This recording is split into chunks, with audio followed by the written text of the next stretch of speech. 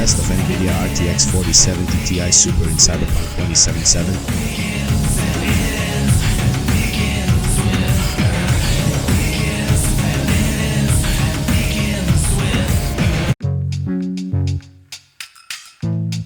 Here I aim to capture the performance before new updates come to Cyberpunk and before new drivers are released for N-vidia cards. Also in the test it is interesting to monitor VRAM, CPU and RAM usage depending on the settings.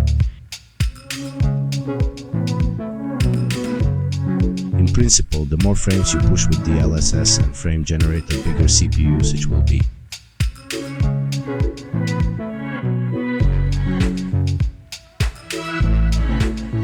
I ran the tests with basically 3 or 4 settings. All tests are done in 4K HDR output max settings, where I'm only changing ray tracing, path tracing, frame generation and DLSS settings.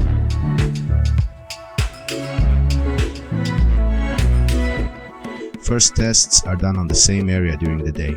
Here you cannot see much of the difference between PT, RT and native settings in visual appearance.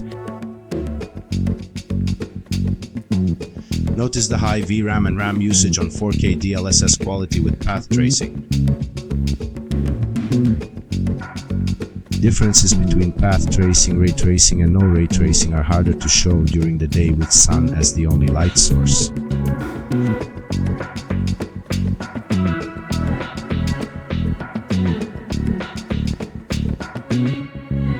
Also notice how Gigabyte Windforce 3 Max OC stays really cool during the test. It is mostly hovering around 67 degrees Celsius with some quick jumps to 71.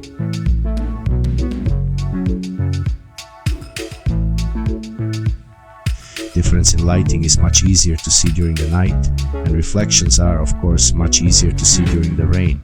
Cost of these great reflections and lighting is around 50% of performance between ray tracing, ultra and without ray tracing, and further 30% for path tracing. Playing around with the settings for my setup and 4K output, the best settings for both eye candy and acceptable performance is DLSS balance plus path tracing.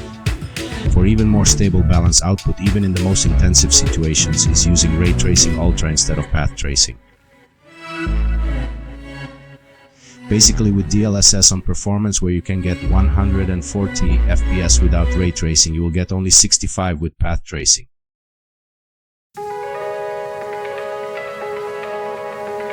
We will see what results DLSS 4 and new frame generator will do about this, and will any of these software upscaler upgrades will be available for older series of RTX cards.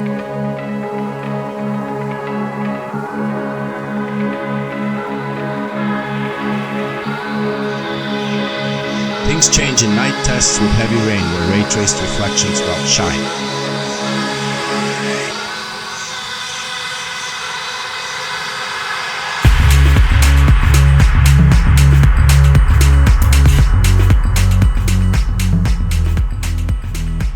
This scene really nicely shows the stark difference in reflections and lighting between path tracing, ray tracing and without ray tracing.